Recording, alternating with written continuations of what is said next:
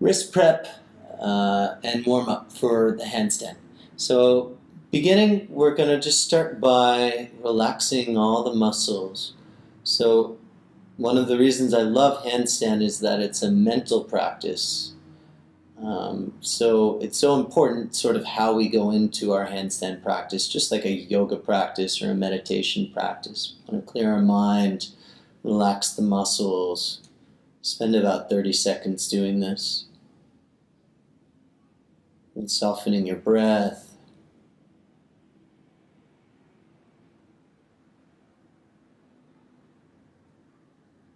And then interlace your fingers. We'll begin to circle the wrists, keeping your forearms together.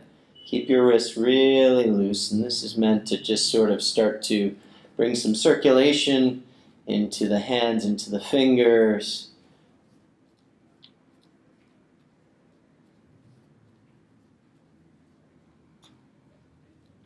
And then next we'll come into reverse tabletop position. So you'll turn your hands backwards, fingers will face out. We're going to shift the knees over the feet, press into the heels, and inhale, lift your hips. And exhale, lower down. Inhale, coming up. And exhale. 3 more, inhaling up, and this is nice to open the shoulders. Exhale, lower down. And inhale up. It's also nice to start to work on hip extension, glute activation, which is important for the handstand. Last one, inhaling up. And exhale, lower down. So hips stay down, we'll rotate onto the edges of the feet. And this is just some general warm-up to open up the hips, the shoulders, and the spine.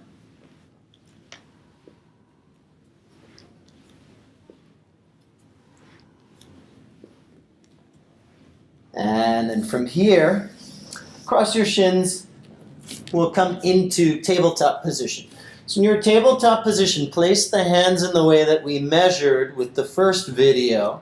And so again, every time we put our hands on the ground, very important that we do that we're being consistent.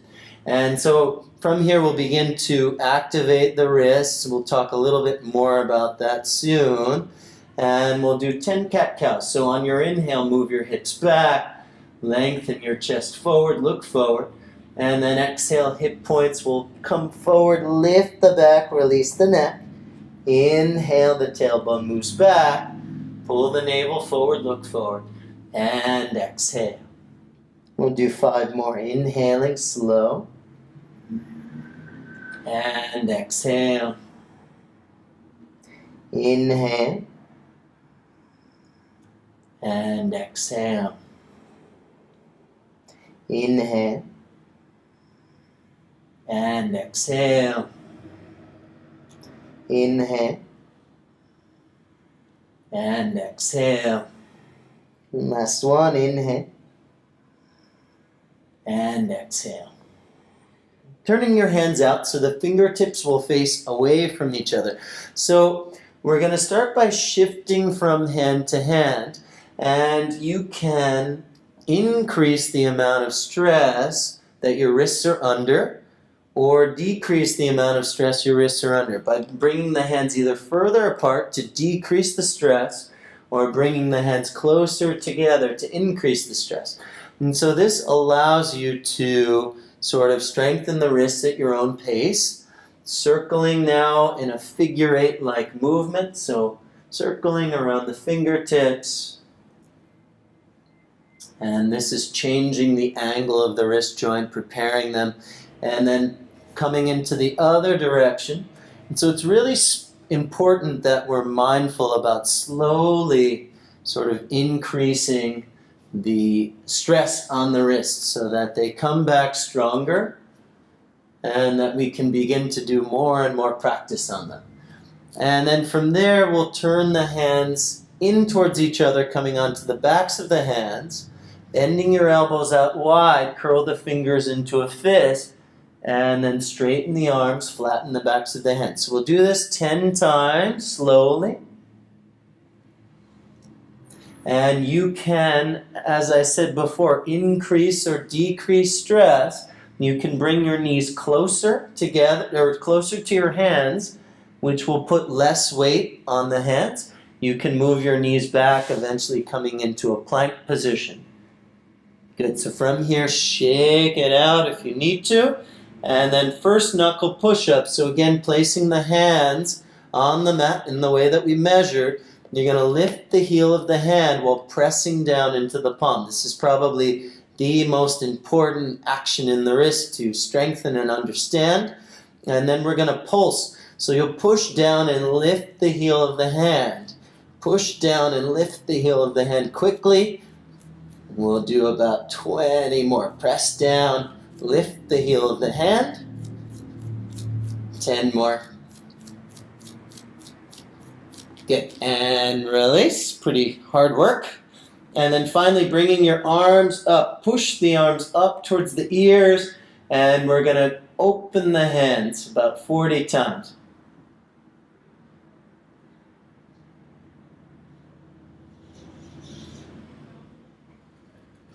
Ten more. Little faster. Good, release, shake it out. Next exercise for our shoulders to condition the scapula. We're going to start in either tabletop position or plank. The most important thing here is that the arms are straight and we're moving and isolating the shoulder blades. We'll squeeze the shoulder blades together and then lift the back without lifting the hips. 2, so inhale down, exhale lift, inhale down, exhale 4, inhale, exhale, inhale, exhale 6, inhale, exhale, inhale, 8, inhale, exhale, inhale, exhale. Knees come down, walk your hands forward. Come onto your fingertips. Pull your fingertips together and move your hips forward. Lift your back, lift your chest. Staying here for about 10 breaths.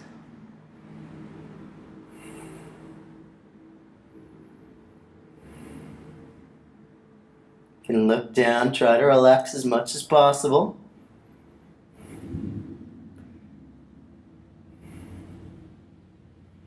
Good. From here, push the chest down and come up fast. Push the chest down slow, come up fast. 5 more.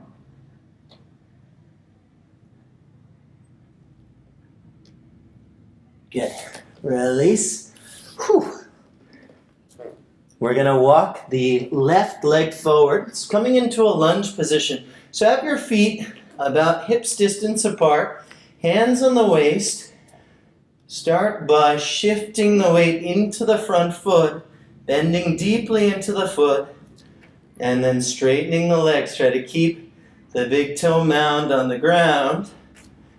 We'll do 10. Starting to warm up the hip flexors and the hamstrings.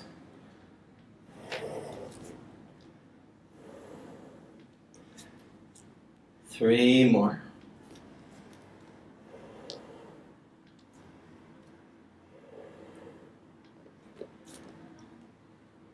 Good, we'll open to the center of the mat.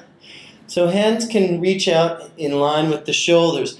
Going to bend into one leg, keeping the outer foot on the ground, and then rotate onto the heel, bring the butt down, come to the other side.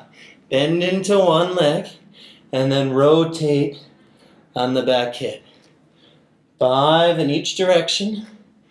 And so as you're doing these, we're paying attention to how we're shifting weight, paying attention to the center of the body. And so doing these sort of in the mode that we would do our handstands, paying attention to all the little subtleties of the movement.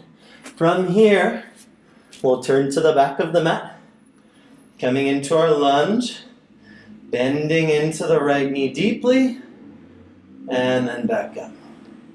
Bend. Back up, bend, back up, bend, back up. 5 more. So active in the front foot, keeping our spine neutral.